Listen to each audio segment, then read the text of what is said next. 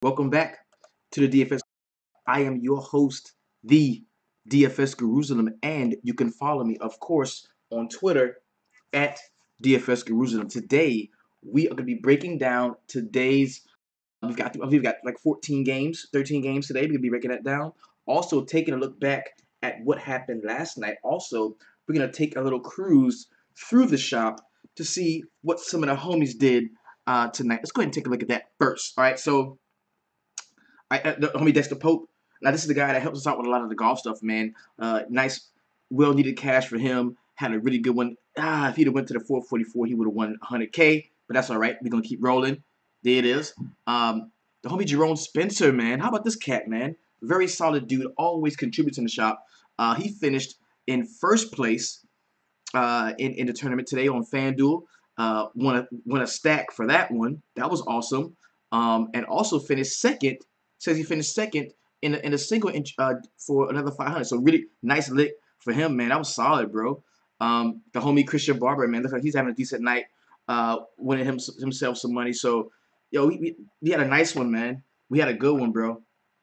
We had a good one. It was a good one. Good day for us here in the shop. So, now as you know, every day I send out my tweet. Okay, I send out my tweet. And I say, yo, who will be the gang stack of tonight's MLB main slate? And of course, everybody was on the Los Angeles Dodgers, which really made me not want to go too heavy on them today. Nobody seemed to like the Houston Astros very much in this particular graphic. Out of 112 votes, I'm talking 19% was what we saw the Houston Astros come in at. The Texas Rangers were a little bit more highly touted than the Astros were. And it did be followed up with the Cleveland Indians. So I can tell you, you're gonna be upset with me, but okay, the Houston Astros was my top stack on the slate. We talked about those cats in the line drive, went through the actual battering order. Once it came out, we liked it. We went all. I was like, yo, this is my favorite stack. This is what I'm gonna put most of my money on. I had some semblance of Houston bats across maybe 15 out of all the 20 lineups that I had. I had so much Houston. I had everywhere in the order, everywhere, right? And about 10 minutes before lock, 10 minutes before lineups lock, I am fighting the urge to change people because we know Philly, the game could get rained out. It was crazy. The weather is tornadoes and flash floods and shit in Philadelphia. And I'm like, you know what? I cannot do this. I yanked all of my Philadelphia exposure, all of my Houston exposure out of my lineups, and that made me bump the Mets up. So I played a lot more of the Mets, and I split the coverage, I think, between the Mets and the Texas Rangers, who were my second ranked stack on the slate, and that was not good. The next team I had was the Arizona Diamondbacks. That was love. And then we also finished it up with the who's my fourth ranked stack? It was the Dodgers. It was the Dodgers. So I like the Dodgers, the Astros, the Rangers, and the Diamondbacks. Let's take a look at who were the top stacks of the day. Who were actually the gang stacks? First team, top shotters, man. You saw the St. Louis Cardinals really good. Tommy Pham, 23. Jose Martinez, a decent one. Grichuk hit his fourth home run in 4 games. Yachty had a nice one, stole a bag and everything too. Colton Wong and his game back was good. DeJong was decent. Luke Voigt, 7. So that was decent. That was a decent stack. And they did score, I think, 8 runs, right?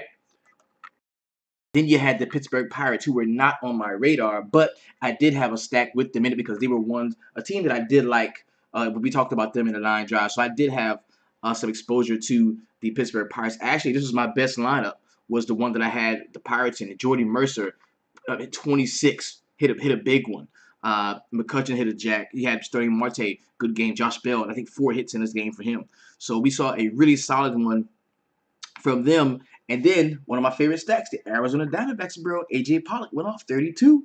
J.D. hit his first jack as an Arizona Diamondback. Very nice.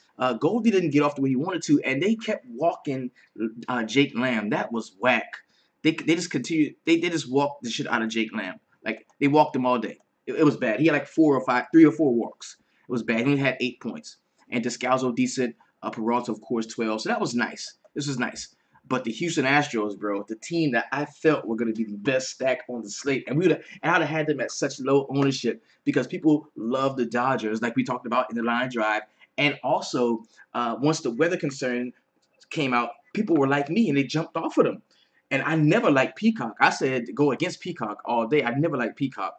So I wouldn't have had I had him nowhere in for pitching, but I did have a ton of Houston bats. And I also had some George Springer who got hurt. So it's not like I would have won millions of dollars tonight, but I would have been much more profitable had I left things alone and just kept it the way that it was. And that sucks. I hate when that happens, bro. I really do. That sucks. So tonight's top stack was the Houston Astros, followed by the Arizona Diamondbacks. Pittsburgh Pirates came in at number 3, and the St. Louis Cardinals. I gotta tell you, we were on these cats. We were on these cats. We were inside the line drive at 5, and we spoke about the top 2 stacks on the slate.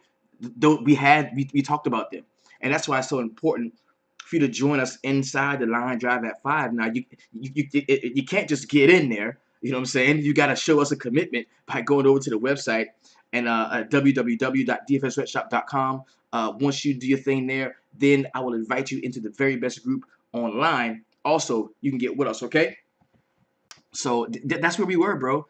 That's where we were, and it was great. It was great. So my very best line tonight, what was my top score tonight? What was it? Let's see. I believe I might have it here somewhere. My best swing, baby. What was my best swing tonight? I know it was the thing lineup. Yeah, okay. My best swing, all right, was 160.85. This was in the 20 entry max joint. Yeah, I like Liriano here.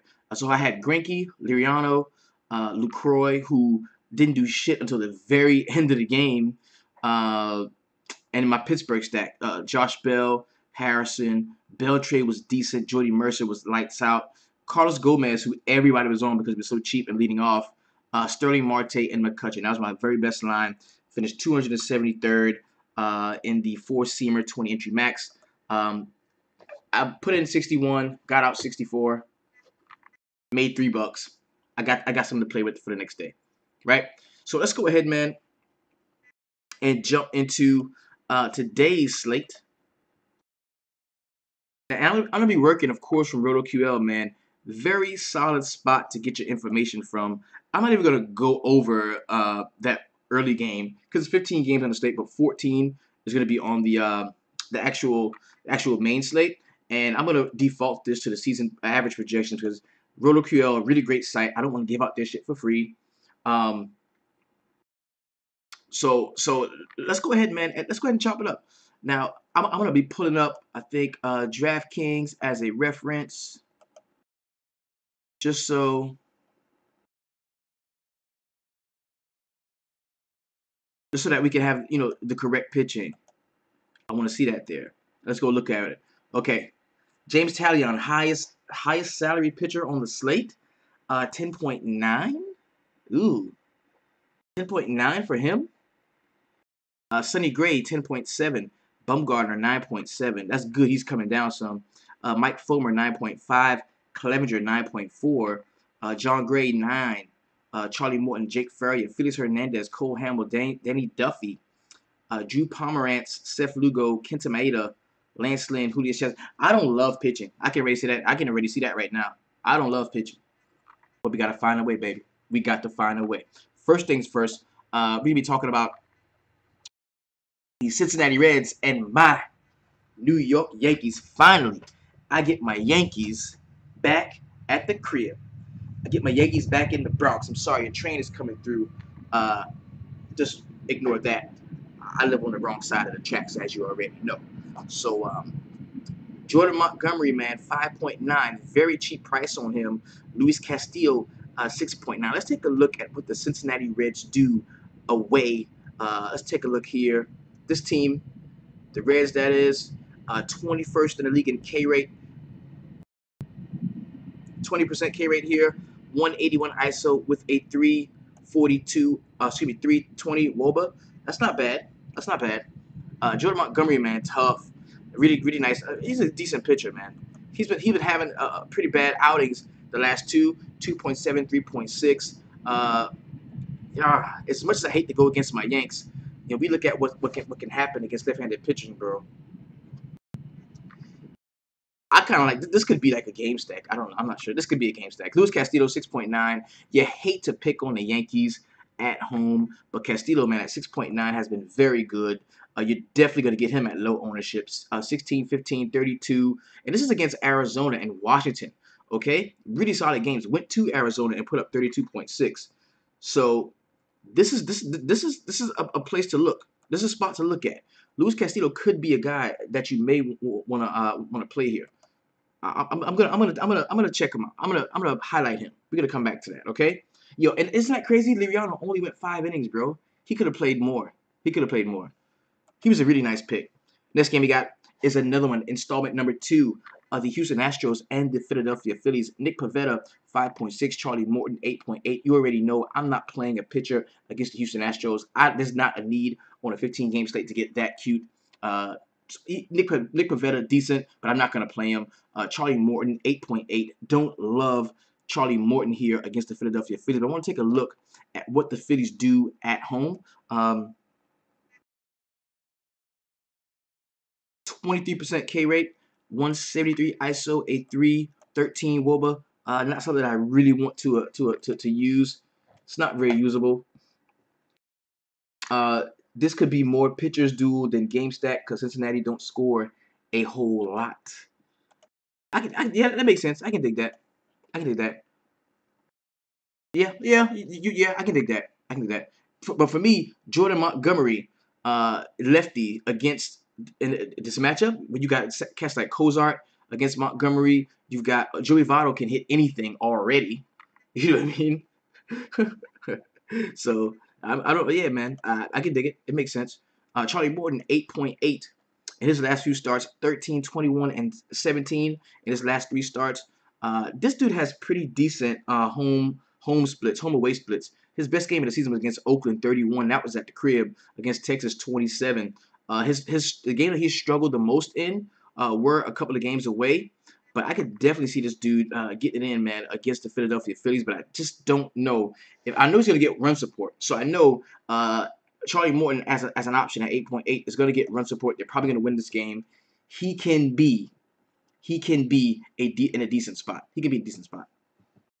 He can be in a decent spot. And Note Mercer says the lefties are Cincinnati's weakness.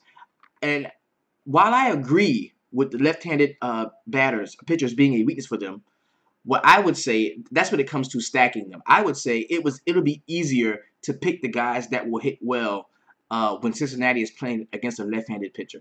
You already know Votto can hit anything. Lefty, righty, doesn't matter. You already know Schebler is probably going to struggle against a left-handed batter. You know a left-handed pitcher. You know that Cozart can hit lefties very well. He crushes lefties. He's really good against left-handed pitching. You know that Billy Hamilton is decent against left-handed pitching. So it'll make it a lot easier to select the guys you're going to play. You're probably not going to stack it, but it's much easier to pick the guys that you want, right? And Votto, yes, ACP brings up a good point when he says Votto has been struggling. Of course, yeah, he has been struggling. Duval hits lefties as well. So I don't think this is a spot where you can just overlook Cincinnati, especially in the Bronx when you got that short porch out toward left field. I don't think you can just overlook them and gloss over them with Jordan Montgomery, a young pitcher, going up against the Cincinnati Reds here in the spot. So, and I hope people do. I hope people do because the more I'm talking about them, the more I actually like them. So I'm gonna be looking at that myself. But again, back to Houston, Philadelphia, Citizens Bank Park, really friendly spot for batters. As we saw last night, we saw endless home runs leave up out of the yard there. I've got no issue playing some of the bats in that spot. And Charlie Morton is a guy that is going to be in play for me. Next game we got is the Milwaukee Brewers and the Washington Nationals. This game's going to be in Nationals Park in D.C. 0% chance of rain, 7-mile-per-hour wind, 44% humidity with a 61 dew point. You got Zach Davies at 6.6, Edwin Jackson 5.8. I have no interest in playing either pitcher in this spot. Most certainly give me the lefty power that you're going to see for the Washington Nationals here, as well as for the Milwaukee Brewers. Going to like those guys as well. 10-run total. I like the fact that you're going to have that many, or you could have that many runs. scored in this game. Yeah, Davies is bad. Davies is bad. Evan Jackson at 5.8 put up 19 against the Los Angeles Angels of Anaheim, but I just would not. I mean, he's not like a strikeout guy. He's more of a pitch to contact guy. I would not want to play him against the Brewers here. I wouldn't.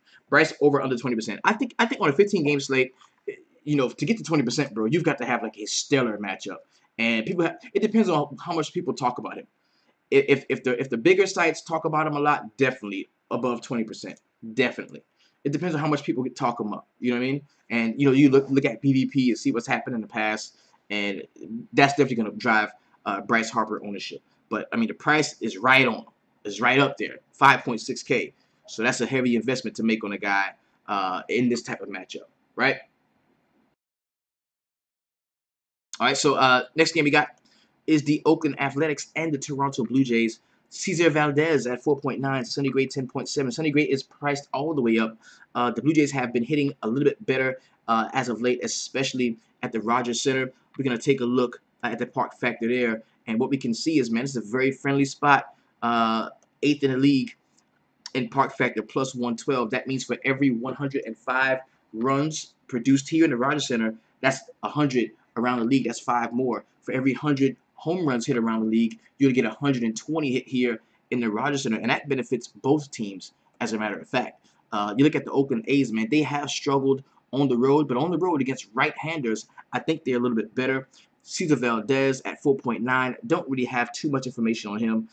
Only start out 6.8 against the Seattle Mariners here. Not a guy that I think I can use.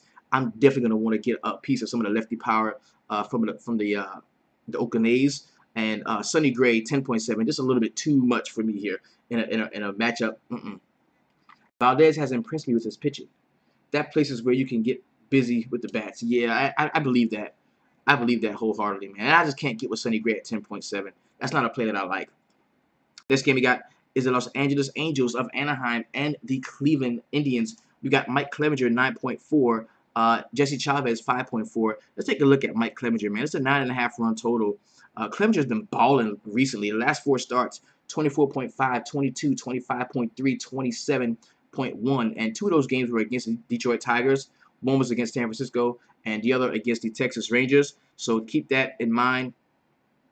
Those are all teams that have really big weaknesses here. But you look at the Angels, man. Mike Trout back in the rotation. Clevenger probably going to be a little bit of a chalk play, but you don't see the Angels go out and strike out a ton. That's going to kind of take a little bit of the luster off of Mike Clevenger for me. I think I can go back to Cleveland in terms of the bats in this spot, but just don't love. Like I'm not like overjoyed about playing Clevenger. He's in play for me because the Angels have just been so bad. We take a look at them on the road and what they've been able to do. We're gonna see 19th in the league in K rate, 20.9%, 146 ISO, 306 WOBA. Not very good. That's gonna put Mike Clevenger in play for me. But man, this is gonna be tough. It's gonna be tough. This is a tough pitching slate, bro. It really is. Next game we got is the Kansas City Royals and the Detroit Tigers. Danny Duffy, 8K. Mike Fulmer, 9.5. Yo, we saw this matchup go the other way the last time both of these pitchers saw each other. We've got 0% chance of rain, 4-mile-per-hour wind in Comerica Park, which is fairly neutral. No swing either way, pitcher or hitter. Now, at home against where the Detroit Tigers have been, but Danny Duffy is a bulldog, man. 8K is the price on him. 9.85 his last game against Detroit, 21.75 against Texas, 20 against the Dodgers, 15.95 against Seattle. And for me, he is going to be in play for me at 8K. I kind of like him in the spot. And I think both pitchers deserve consideration here. And Corey Dickerson, bro, he is killing me. Yo, if Corey Dickerson, this dude is batting 300 on the season. Well, he must be batting 650 if I ain't playing him. Because every time I play this man, he don't do shit. Like, he's like one of the hardest, like, stud-style cats for me to read, man. I can never get Corey Dickerson right. And I don't love him here, even against Wade Motley, who's one of the worst pitchers in the league. 0.65, -3, 16, -12 in his last 4 starts. This dude has been bad. And I will be taking a shot at some of the righties in this spot against Wade Motley. Jake Faria, 8.5. Yo, very, very, very good beginning we saw for him, man. 23, 28, 31. But since that, man, it's been going downhill. Against Oakland, 5.25. Dude just has not been very good. I think his confidence is starting to be shaken. And for that reason, I'm not going to say I'm going to target him. I'm not going to target him, with a lot of the Baltimore bets. But look at the price on Manny Machado, bro. This dude is 3.3. That is insane. That is nuts. I'm going to have so much Manny Machado because look at the price, bro. He's cheap as shit. That is crazy. That Manny Machado is 3.3. Look at Chris Davis, 3.7. That's nuts, bro. Like, this team is cheap as shit. I'm going to play some Baltimore tomorrow, man. Certainly. Certainly. Next game, we got Miami Marlins and the Texas Rangers. Dan Straley, 7.2. Cole Hamels, 8.2. Yo, this is funny, right? Because we looked at what Texas had been doing at home against left-handers, and your boy walks in and just throws damn near a gem. You know what I'm saying? The dude just walks in and just throws damn near a gem after like getting his ass handed to him for like 3 or 4 consecutive games, and it's hard to figure out, man. It's a 10.5 run total. So what you think is going to happen is, Dan Straley is going to come in and going to pitch well. Is going to pitch well against the Rangers here. That's what you would think. At 7.2, Dan Straley's going to come in. He's going to pitch well. But you know what? I was on the Rangers for a reason, bro. And now I've got him an even better matchup. I've got him at home versus right-handed pitching, even though it's Dan Straley who's a capable pitcher. The only issue that I have in this spot is we saw cats like Nomar Mazara really struggle. I mean, this dude has not hit anything.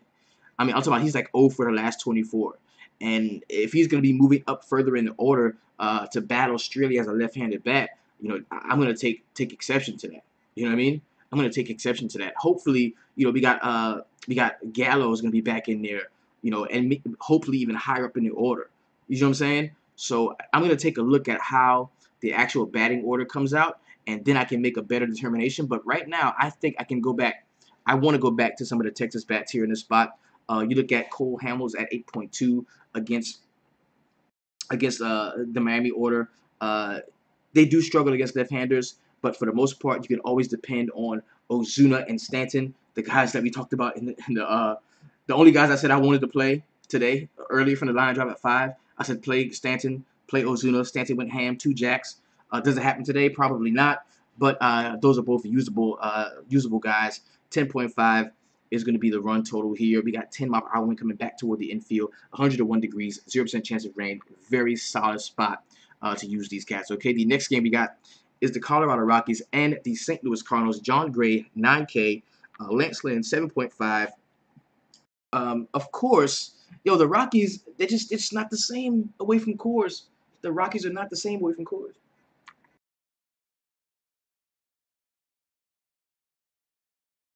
And they can be attacked. We liked Mike Leake yesterday. John Gray is a decent pitcher at 9K to go against the St. Louis Cardinals. I kind of like both pitchers in this spot. 18, negative 16.7 against the Mets. 17.28 against Arizona. The only reason why I think I could like pitching, it was funny because Matt Carpenter leaves the lineup for St. Louis, and then they explode, which is weird.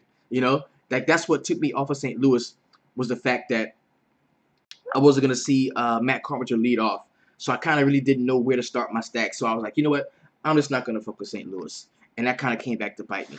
So Lance Lynn at 7.5. That's cheap enough to be in play in 8.5 run total. John Gray is going to get some consideration from us.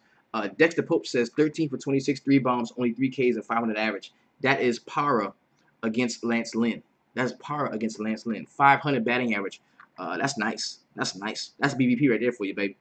So, and remember, St. Louis, man, Busch Stadium, one of the hardest places for hitting. We're going to take a look at the park factor here. And Busch Stadium is right there towards the bottom. I believe, yes, 22nd in the league. This is a 90 park factor, negative 90, an extreme pitcher's park here. So, you look at John Gray, you look at Lance Lynn, you could be in the money. Next game we got is the Atlanta Braves and the Arizona Diamondbacks. You got Taijuan Walker at 6.8. Give me the Braves in this spot. Love them. Love the Braves in this spot. Mike Folowitz, no. This is another game stack for me. 9.5 run total here. The Braves are going to come out and play well. after getting their ass handed to them in Arizona last night. I like that. The only problem with this game is the 9:40 first pitch, so we know we got to wait just a while before the orders come out. I like both batting orders in this matchup. I will have no interest in any pitcher here, Walker or Folnowitz. Don't want either of them. Next game we got is the Minnesota Twins and the Los Angeles Dodgers. Jose Berrios 7.9, Kenta Maeda 7.6. Yo, I was like, yo, I can play pitchers against the Twins. We went back and looked at some numbers, bro, and the Twins sucked on the road against left-handed pitching. But Ryu just did not play a lot. And once they got to the bullpen, they just started to hit him up. I mean, they were just getting hits. They lost the game. They lost the game, but they didn't look bad as I thought they would against left-handed pitching on the road. And they get Kenta Maeda at 7.6. I think what happened last night is going to make people not want to play the pitcher for the Dodgers. But for me, Maeda is squarely in play against the Minnesota Twins. I am all about it. I love the 7.6. I can get there. Okay? Jose Berrios 7.1. Very decent pitcher. Let's look over his last few starts. 21, -2 against Houston. You expect that. 14 against Baltimore. I didn't expect that. I thought he was going to really blow up Baltimore, but he didn't. Against Kansas City, 4.6. 14.2 against Boston. And you've got 31 in that start against the Chicago White Sox. So, don't love Berrios here. I don't love Berrios here. It's hard for me to play a pitcher against the Dodgers, man. Yo, when the Dodgers swing the bat, every swing looks like it's a 450-foot bomb, and they'd be like a dribbler to the pitcher. But the way they swing it, bro, it looks like it's about to leave. Every fucking swing. They're the most angry swinging team I've ever seen in my life. Every fucking swing looks like it's gonna be a fucking home run. And I hate to play pitchers against them. So no Berrios for me, but I will be looking at Kenta Maeda in this spot. Kind of like him. 7.6, let's open them up. 15, 19 against San Diego, -5. 29 against the Angels, 20 against Cincinnati. Dude is in play for me at 7.6. I like him. Okay? Brad Hyman says, yes, he says Walker has had a lot of rest. Well, guess what? He's going to need a little bit more rest, too. I ain't playing him. Not against Atlanta. Hell no. Atlanta going to get on his ass. I trust that. 14, 3, 24, 1.6. Last time against Atlanta away, he got 14.5. I can dig it, but I ain't playing him. I'm attacking him with Atlanta. Next game we got is the New York Mets and the San Diego Padres. The Padres are not a pushover at the crib against right-handed pitching. They are just not. They're just not. But the Mets are gonna blow up. The Mets are gonna blow the fuck up one of these starts. They are. They really are. And I love them. Right now, if I had to say who is my favorite stack on the slate, it would be the Mets. I love the Mets. Before I even see the order, I like the Mets. I know they're going to do everything they can to push all of those lefties up to the top of the order. Cespedes has not hit his home run yet, so the price is staying around 3.4. I love that. Give me this. Yeah, I love them. Judas Chastain at 7.4, not a guy that I really am interested in. Lugo 7.7. I don't love him. I don't love him. I don't love him. I don't love him. Next game we got the Boston Red Sox and the Seattle Mariners. Drew Pomeranz 7.8. Felix Hernandez 8.3. Yo, King Felix has been good recently, bro. He really has been. 28 against my Yankees, 18 against the White Sox, 30 against Oakland. The last game that he had some real trouble in was against Detroit, -4.3. King Felix has been pretty good, bro. He's been pretty good, man. And the Bo Sox, man, just do not hit for a lot of extra bases, man. If they do hit, they play a small ball single style game, or one guy hits a home run. You know what I mean? It's just it's tough. You know, I'm gonna have to look at Felix tomorrow. 8.3, solid price on him. I'm gonna take a look at him. What's Boston's K rate? We'll take a look at what they do on the road. The Boston K rate is still steady. 19.4% K rate. It's still steady, bro. 144 ISO, 301 WOBA. That's not great, you know. So Pomeranz at 7.8. Not a guy that I'm gonna really have a lot invested in. 7.8 is a very cheap price.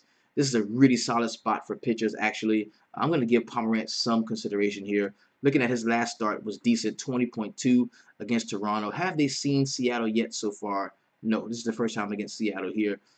14, 18, 17, 26. Dude's in play. Dude's in play.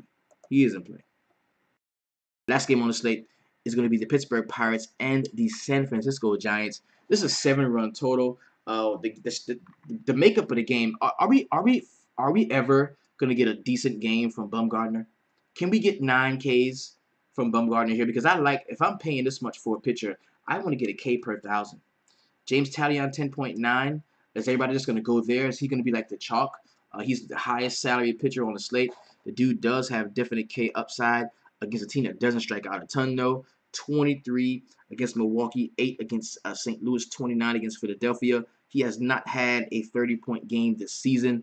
I don't know if I can pay that much for him. 10.9 is a pretty penny, even though this is probably the best place to roll out a pitcher in the league. I think, if I get a good read that Tallion's going to be highly owned because of him going against the Giants, then I'm going to shift my coverage over to Bumgarner and just hope that he finally has that Bumgarner game that we've been waiting for. You know what I mean? 12, 16, 14, 19, 21, 28. It's been tough for Bumgarner lately. But I'm going to take a look. Yo, I know I said he's dead to me. I said he was dead to me. Taillon, I can see getting 21 points. Yo, I already said Bumgarner was dead to me this year. I said Bumgarner was a bum. He's dead to me, so I can't play him. I'm not going to play him. I'm not. So let's go back over and take a look at some of the for today's slate. Guys that we like. Fulmer. I'm on Fulmer. I'm on Clevenger. I'm on Charlie Morton. Felix Hernandez. Danny Duffy. Pomerantz. Maeda, who I kind of like the most right now. I kind of like Maeda the most right now. Lance Lynn, Castillo, and that is the cheapest I'm going. Luis Castillo, the cheapest I'm going. Yo, that slider. Phoenix's slider has been money lately. It really has been. So that's what I got, man. Going back over it. Fulmer, Clevenger, Charlie Morton, Felix Hernandez, Duffy, Drew Pomerantz, Kenta Maeda, Lance Lynn, Luis Castillo. That's who I like so far. This will definitely be shrunken down. I'm rolling out no more than 4 pitchers. If you want to know who they are, get with us inside the line drive at 5. I'll be rocking my top 4 stacks. I'll be rocking my top 4 pitchers. And I'm also going to give you my game stacks, places I think you can go and just scoop up a bunch of points inside of one game. So make your way over to the website, www.dfssweatshop.com. This has been your DFS Jerusalem. You can follow me, of course, on Twitter at DFS Jerusalem, reminding you, if you are on DraftKings, keep it 200. If you're on FanDuel, keep it 250. You're rocking with the best. So I know you're always keeping it 300. Peace.